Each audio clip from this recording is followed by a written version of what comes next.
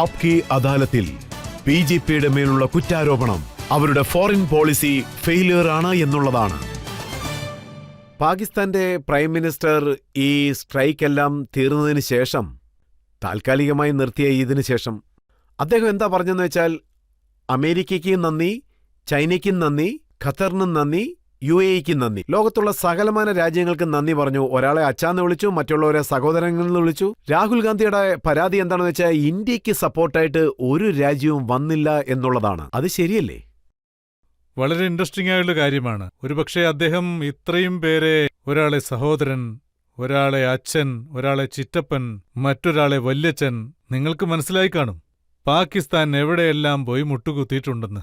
ഈയൊരു വാക്ക് പാകിസ്ഥാൻ പ്രധാനമന്ത്രി പറഞ്ഞതാണ്. ഞങ്ങൾക്കാരോടും സംസാരിക്കേണ്ട ആവശ്യം വന്നിട്ടില്ല. ജയശങ്കർ സർ കൃത്യമായിട്ടാ പറഞ്ഞത്. അദ്ദേഹം പറഞ്ഞു, വിഷയം ബൈലെറ്ററായും എന്താണെങ്കിലും പാകിസ്ഥാനെ ഞങ്ങളോട് സംസാരിക്കാമെന്ന്. ഞങ്ങളിത് ക്ലിയർ ആയിട്ട് പറഞ്ഞു. പക്ഷേ ഫോറിൻ പോളിസി അനുസരിച്ച് നോക്കുകയാണെങ്കിൽ, അതായത് മോദിജി എന്താണ് പറഞ്ഞതെന്ന് വെച്ചാൽ, ഇന്ത്യയുടെ ഫോറിൻ പോളിസി എങ്ങനെയാണെന്ന് വെച്ചാൽ, ഞാനിപ്പോൾ പറഞ്ഞുള്ളൂ, വീണ്ടും റിപ്പീറ്റ് ചെയ്യാണ്. ഡിഫൻസ് കോണ്ടാക്ട്സിൽ നമുക്ക് റഷ്യയുടെ പക്കൽ നിന്ന് S-400 ലഭിച്ചു, നമ്മൾ കോഡ് മെമ്പർ ആയിരിക്കുമ്പോൾ. S-400 തന്നതിന് ശേഷവും അമേരിക്ക നമുക്ക് പ്രിഡേറ്റർ ഡ്രോൺ തരാൻ തയ്യാറായിരുന്നു. നമ്മൾ നാറ്റോയിൽ മെമ്പർ അല്ലായിരുന്നു. അതിനുശേഷം നമ്മൾ റാഫേൽ വാങ്ങി. പക്ഷെ അമേരിക്കയിൽ നിന്ന് നമ്മൾ ഫൈറ്റർ വാങ്ങിയില്ല. പിന്നീട് നമുക്ക് ഫ്രാൻസും സപ്പോർട്ട് ചെയ്തു. നമ്മൾ ഇസ്രയേലിൽ നിന്നും സിസ്റ്റം വാങ്ങിച്ചു. ലോകത്തിലെ എല്ലാ രാജ്യങ്ങളുമായും നല്ല കൊളാബറേഷനിലാണ് പോകുന്നത്. മറ്റൊരു കാര്യം നിങ്ങൾ മനസ്സിലാക്കണം. എന്റെ അറിവിൽ ഏകദേശം 21 രാജ്യങ്ങൾ മോദിജിക്ക് അവരുടെ ഹയസ്റ്റ് സിവിലിയൻ അവാർഡ് കൊടുത്തിട്ടുണ്ട്. ഈ കോൺഫ്ലിക്റ്റിൽ ഇതിനേക്കാൾ വലുതായിട്ട് എന്താണ് വേണ്ടത്? മുസ്ലിം രാജ്യങ്ങളിൽ 2 വലിയ വലിയ പോൾസ് ഉണ്ട്. സൗദി അറബ്, അതൊരു സുന്നി മുസ്ലിം പോൾട്ടാണ്. ഇറാന്റെ കാര്യത്തിൽ ഷിയ മുസ്ലിം പോൾട്ടാണ്. ഇത് രണ്ടും ടെററിസത്തെ കണ്ടംപ്റ്റ് ചെയ്തു. ഒരിക്കലും പാകിസ്ഥാന് ഫേവറായിട്ട് ആരും പോയില്ല. ഇത് ഇത്രയൊക്കെ പറഞ്ഞിട്ടും മനസ്സിലായില്ലെങ്കിൽ, വി ഡു റെസ്പെക്ട് എവരിബഡി.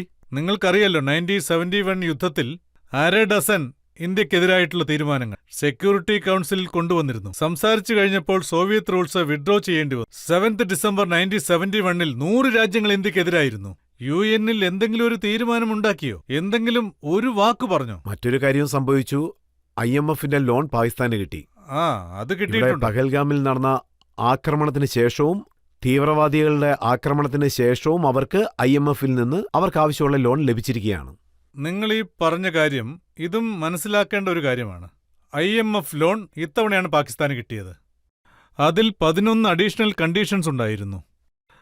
പിന്നെ ആ കണ്ടീഷൻസ് കാറ്റ് നിർത്തും, ശ്വാസം നിർത്തും, ഏകദേശം അതുപോലെ തന്നെയാണ്. ആ കണ്ടീഷൻസിൽ ഇതുമുണ്ട്. നിങ്ങൾ ഈ ലോ ഒക്കെ പാസ് ചെയ്ത് നിങ്ങളുടെ പാർലമെന്റിൽ ഇത് പാസ്സാക്കണം. ഇപ്പൊ പാകിസ്ഥാന്റെ പ്രശ്നം എന്താണെന്ന് വെച്ചാൽ, ഏകദേശം ഒരാഴ്ചത്തേക്ക് അവർക്ക് ഫോറിൻ എക്സ്ചേഞ്ച് ഉണ്ട്. IMFന്റെ പക്കൽ നിന്ന് ലോൺ വാങ്ങിക്കുന്നു. ഇപ്പോൾ യുദ്ധത്തിൽ എത്ര നാശനഷ്ടമുണ്ടായി. ഇപ്പോൾ അവർ ആയുധം വാങ്ങിക്കുമോ അതോ അരി വാങ്ങിക്കുമോ? ഒരുപക്ഷെ അവർ ആയുധം വാങ്ങിയാൽ ജനങ്ങൾ അവർക്കെതിരെ നിൽക്കും. അരി വാങ്ങിയാൽ അതിർത്തിക്ക് അപ്പുറത്ത് നിൽക്കുന്ന മോദിജിയെ കാണാം. ഇപ്പൊ അവർ അങ്ങനെയൊരു സാഹചര്യത്തിലാണ് ഉള്ളത്. പിന്നെ എനിക്ക് പറയാനുള്ളത്, IMFനെ കുറിച്ച് ആരെങ്കിലും പറയുകയാണെങ്കിൽ അത് പൂർണ്ണമായി സംസാരിക്കൂ. IMF ചീഫ് ക്രിസ്റ്റലിന ജോർജിന എന്താ പറഞ്ഞെന്ന് വെച്ചാൽ, ഈ വർഷം ഇന്ത്യ 50% ഗ്രോത്തോടുകൂടി വേൾഡ് ഗ്രോത്ത് എഞ്ചിനായിട്ട് ഉയരും. പിന്നീട് ഉയർന്ന രാജ്യങ്ങളുടെ പട്ടികയിൽ ഇന്ത്യയും ഉണ്ടാകും. ഒരു സമയത്ത്, അതായത് ഒരു പഴയ സിനിമയുണ്ട്, ഇന്ത്യക്ക് 0 കൊടുത്തു. അതിനു മുമ്പ് പ്രാൺ വന്ന് മനോജ് കുമാറിനോട് പറഞ്ഞു, India's contribution is world to 0. IMF chief എന്ന് പറയുന്നു, ഇന്ത്യയുടെ ഗ്രോത്ത് 15% കൂടുമെന്ന്. ഒരു ഭാഗത്തവർ പാത്രമെടുത്ത് നിൽക്കുന്നു. എന്തായാലും ജനങ്ങൾ ഇതിനെ നന്നായി വിലയിരുത്തുന്നുണ്ട്. അതായത് ഒരു ഭാഗത്തു നിന്ന് ഇല്ല, അങ്ങനെ തോന്നിയിട്ടില്ല, ജനങ്ങൾക്ക് തോന്നുന്നുണ്ട്.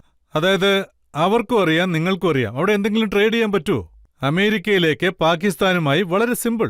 നമുക്ക് 131 ബില്യൺ. സർ, ഞാൻ പറയാം. അതായത് പ്രതിപക്ഷ പാർട്ടികൾ, അതായത് കോൺഗ്രസ് എന്താ പറഞ്ഞെന്ന് വെച്ചാൽ, നിങ്ങളുടെ ഫോറിൻ പോളിസി കൊണ്ട് ഒരു പ്രയോജനവുമില്ല, അതുകൊണ്ടാണ് ഇപ്പോ ഓൾ പാർട്ടി ഡെലിഗേഷനെ അയക്കേണ്ടി വന്നത്. ഇന്ത്യയെപ്പറ്റി വിദേശ രാജ്യങ്ങളോട് പറയാൻ പ്രതിപക്ഷത്തിന്റെ സഹായം ഇപ്പോൾ ആവശ്യമാണ്. അതായത് ഈ അവസ്ഥ നമുക്ക് എപ്പോഴും ഉണ്ട്. പ്രതിപക്ഷത്തിരിക്കുന്ന സമയത്ത് അടൽജി എന്താ ചെയ്തതെന്ന് നോക്കൂ. ഞങ്ങളിപ്പോ ഭരണത്തിലിരിക്കുമ്പോൾ ഫോറിൻ പോളിസിയെക്കുറിച്ച് ഞാൻ എന്താ പറഞ്ഞത്? അതായത് 26th ആക്രമണത്തിന് ശേഷം 16 ജൂലൈ 2009 ഒരു ന്യൂട്രൽ ഡെസ്റ്റിനേഷൻ ഈജിപ്തിന്റെ ഷർമൽ ഷെയ്ഖിനടുക്കൽ ചെന്ന് മൻമോഹൻ സിംഗ് ഗവൺമെന്റ് ഇന്ത്യയും പാകിസ്ഥാനും തമ്മിലുള്ള ജോയിന്റ് ഡിക്ലറേഷൻ സൈൻ ചെയ്തു. ആർക്ക് വേണമെങ്കിലും നോക്കാവുന്നതാണ് press release of military of external affairs government of India. അവര് പറയുന്നത് നിങ്ങളുടെ സമാധാന സംഭാഷണം തീവ്രവാദികളുടെ അടുക്കൽ വിലപ്പോകില്ലെന്ന്. Terrorist activities will not be affected by the composite dialogue. They should not be bracketed. അതായത് അവര് പറഞ്ഞു സമാധാന ചർച്ചകളും തീവ്രവാദവും നടന്നുകൊണ്ടേയിരിക്കും, അല്ലാതെ ഒരു കാര്യമില്ല. അപ്പോൾ മോദിജി പറഞ്ഞു ടെറർ ആൻഡ് ടോക്ക് ഒരിക്കലും നടക്കില്ലെന്ന്. അദ്ദേഹം പറഞ്ഞു ചോരയും ഒഴുകും ജലവും ഒഴുകും. മോദിജി പറഞ്ഞു ചോരയും വെള്ളവും ഒഴുകുമെന്ന്. അന്ന് പറയുമ്പോ പ്രധാനമന്ത്രി ഗിലാനി ബലൂചിസ്ഥാന്റെ പേരാണ് പറഞ്ഞത്. NDAയുടെ പ്രസ് പീസിൽ എന്താ എഴുതിയിരിക്കുന്നെന്ന് വെച്ചാൽ പ്രൈം മിനിസ്റ്റർ ഗിലാനിയും ഇങ്ങനെ പറഞ്ഞിരുന്നു, he's having some input in Balochistan. അതായത് ഇന്ത്യൻ ഗവൺമെന്റ് സമ്മതിച്ചു അവർ കാശ്മീരിൽ ഇൻവോൾവ് ആയിട്ടുണ്ടെന്ന് പറഞ്ഞാൽ ബലൂചിസ്ഥാനിലും ആയതുപോലെയാണ്. ഇത് മനോഹരമായ ഫോറിൻ ഡിപ്ലോമസിയാണ്. ഇതുപോലൊന്ന് ആരും കണ്ടിട്ടേ ഉണ്ടാവില്ല. പിന്നെ ഇവരുടെ ഡിപ്ലോമസി ഫോറിനിൽ എന്താണെന്ന് നമുക്ക് നോക്കാം. അതായത് നമ്മുടെ സൈന്യം ജയിച്ചു, ഇവരെല്ലാം തോറ്റു പിന്മാറും. ഫോറിൻ പോളിസി കോൺഗ്രസ് ഗവൺമെന്റ് ഉണ്ടായിരുന്നപ്പോ പാതി കാശ്മീർ കൈവിട്ടുപോയി, പാതി പഞ്ചാബ് പോയി പാകിസ്ഥാനൊപ്പം, പാതി ബംഗാൾ ബംഗ്ലാദേശിനൊപ്പം പോയി. ഒറ്റ വാക്കിൽ പറയാലോ ഇവരുടെ ഫോറിൻ പോളിസി ഇതാണ്. कि पंजाब गया, कश्मीर गया और चला बंगाल गया और चीन के हाथों मानसरोवर का वह ऊंचा भाल गया. ഒരു ലൈനിലേ പറയാനുള്ളൂ. എല്ലാ വിഷ്ണു ഇത് തന്നെയാണ്. പിന്നെന്തിനാണ്? അതിന്റെ കാരണം എന്താണെന്നറിയോ? ഞാൻ ഒറ്റ വാക്കിൽ പറയാം. हो चुकी यहाँ पर गूंज बहुत अब शांति शांति के नारों की, तो आवश्यकता है आन पड़ी तलवारों की झनकारों की. നോക്കൂ സാർ, ഇതില് രണ്ട് കാര്യങ്ങളുണ്ട്.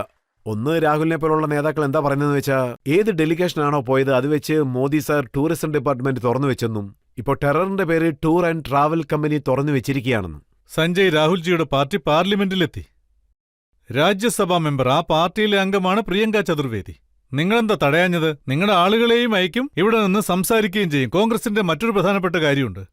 അവര് പറയുന്നു ഇത് കാരണം ഞങ്ങൾക്ക് ആപത്തുണ്ടെന്ന്. ഫോറിൻ അഫയേഴ്സ് കമ്മിറ്റിയുടെ ചെയർമാൻ, അദ്ദേഹം ഡിപ്ലോമറ്റ് ആയിരുന്നു. അദ്ദേഹത്തിന് എന്തുകൊണ്ട് പൊയ്ക്കൂടാ? പൊളിറ്റിക്കൽ ചെയർ, ഫോറിൻ മിനിസ്റ്റേഴ്സ് ഉണ്ട്. മനീഷ് തിവാരി എത്ര ആർട്ടിക്കിൾ എഴുതിയിട്ടുണ്ട് അതിനെക്കുറിച്ച്. കോൺഗ്രസിൽ എന്താ സംഭവിക്കാന്നറിയോ? വിശ്വാസമില്ലാത്തൊരു കാലമാണിത്. അവർക്ക് സർക്കാരിന് മേൽ വിശ്വാസമില്ല, പട്ടാളത്തിന് മേൽ വിശ്വാസമില്ല.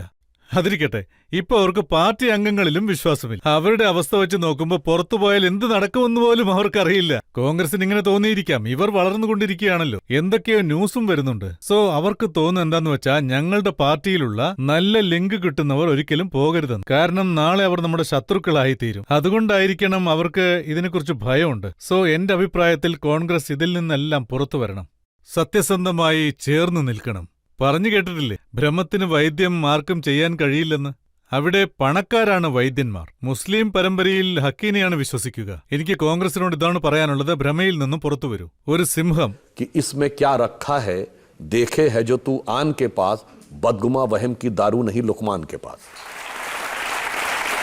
ഇപ്പോൾ പാകിസ്ഥാനും തീരുമാനിച്ചിരിക്കുകയാണ് അവരുടെ ഡെലിഗേഷനെ എല്ലാം ലോകം മൊത്തം അയക്കണമെന്ന്. അതായത് ഞങ്ങൾക്കും തീവ്രവാദത്തിനും ഒരു ബന്ധവുമില്ല, ഞങ്ങളും തീവ്രവാദത്തിന്റെ വിക്ടംസ് ആണെന്ന് ഞാൻ പറഞ്ഞു. തുടക്കത്തിൽ തന്നെ പറഞ്ഞതാണല്ലോ അവർ കോപ്പി അടിക്കുകയാണെന്ന്. ഇതിലിപ്പോ ഒന്നുമില്ല, ഞാൻ നിങ്ങളോട് വിശദമായിട്ട് പറയാം. അവരൊരു പഴയ പാട്ട് കോപ്പി അടിച്ചു. सदियों के बाद फिर उड़े बादल गुलाल के, हम लाए हैं तूफान से कश्ती निकाल के, इस देश को ഒക്കെ അവർ കോപ്പി അടിച്ചതാണ്. പക്ഷേ കുറച്ച് വ്യത്യസ്ത. हम लाए हैं तूफान से कश्ती निकाल के, इस मुल्क को रखना मेरे बच्चों संभाल के. ഇനി ആ പാട്ടിന്റെ അവസാനത്തെ ലൈൻ, बरसों के बाद फिर उड़े बादल गुलाल के, അവർ പറയുന്നു, बरसों के बाद फिर उड़े परचम हिलाल के, പിന്നെ അവസാനം പറയുന്നു, कश्मीर में फहराना है झंडा उछाल के. എനിക്ക് ഒന്നേ പറയാനുള്ളൂ, കാശ്മീരിന്റെ കാര്യമൊക്കെ പോട്ടെ, പാകിസ്ഥാൻ, ഈസ്റ്റ് പാകിസ്ഥാനെ അവർക്ക് നിയന്ത്രിക്കാൻ കഴിയുന്നില്ല. പിന്നെ കേബർ ബക്തുല്ലയെ നിയന്ത്രിക്കാനാവുന്നില്ല, ബലൂചിസ്ഥാനെ നിയന്ത്രിക്കാനാവുന്നില്ല, സിന്ധിനെ നിയന്ത്രിക്കാനാവുന്നില്ല. ആദ്യം അതെല്ലാം ഒന്ന് നിയന്ത്രണത്തിൽ കൊണ്ടുവരൂ. ആർക്കെങ്കിലും ചോദ്യം ചോദിക്കാനുണ്ടോ? പാകിസ്ഥാനിലെ മുനീർ എന്ന അവിടുത്തെ സേനാ മേധാവി ഇത്രയും നാണം കെട്ടൊരു തോൽവി ലഭിച്ചതിന് ശേഷവും അവരത് സെലിബ്രേറ്റ് ചെയ്യുന്നു, അവരത് ആഘോഷിക്കുകയും ചെയ്യുന്നു. സർ, താങ്കൾ നല്ല നല്ല കവിതകളൊക്കെ പാടി. ഒരു കവിത ഞാനും പാടാൻ ആഗ്രഹിക്കുന്നു. दूध फटने से जो बनता है उसे पनीर कहते हैं, और हारने के बाद जो जश्न मनाए उसे मुनीर कहते हैं. तो So sad. ഇതിനെപ്പറ്റി താങ്കളുടെ അഭിപ്രായം എന്താണ്? ഇവരൊരു നല്ല കാര്യമാണ് പറഞ്ഞത്. യുദ്ധത്തിൽ തോറ്റു കഴിഞ്ഞതിന് ശേഷം അവർ ഫീൽഡ് മാസ്റ്റർ ആകും. പാകിസ്ഥാൻ മിലിറ്ററി യുദ്ധത്തിൽ ജയിച്ചില്ല, ഇലക്ഷനിൽ തോറ്റില്ല. പക്ഷേ ഇവിടെയുള്ള ജനങ്ങൾ മുനീറിന്റെ വാക്കുകളെ വിശ്വസിക്കുന്നു. എന്തുകൊണ്ടാണെന്നറിയോ? അതായത് 99 നേടിയെടുക്കാൻ 240 തോൽവിയാണെന്നാണ് വിചാരിച്ചിരിക്കുന്നത്. തേർഡ് അറ്റംപ്റ്റിൽ തേർഡ് ഡിജിറ്റിൽ ടച്ച് ചെയ്യാൻ കഴിയാതെയാണ് ഇരിക്കുന്നത്. പിന്നെ മൂന്നാമത്തെ തവണ ഗവൺമെന്റ് പരാജയം സമ്മതിച്ചു. സോ എനിക്ക് തോന്നുന്നത് അവിടെയും അവിടുത്തെ മിലിറ്ററി പരാജയപ്പെട്ടാൽ നിങ്ങൾക്ക് ഫീൽഡ് മാർഷലായി പ്രൊമോഷൻ കിട്ടും. ഇവിടെ തെരഞ്ഞെടുപ്പിൽ തോറ്റാൽ പ്രൊമോഷൻ കിട്ടും. 2014 തോറ്റു, നേതാവായി. 2019 തോറ്റു, പ്രതിപക്ഷ നേതാവായി. സോ അവിടെ തോറ്റാൽ ഫീൽഡ് മാർഷലാവും, ഇവിടെ തോൽക്കുകയാണെങ്കിൽ ഫെയിൽഡ് മാർഷലാകും.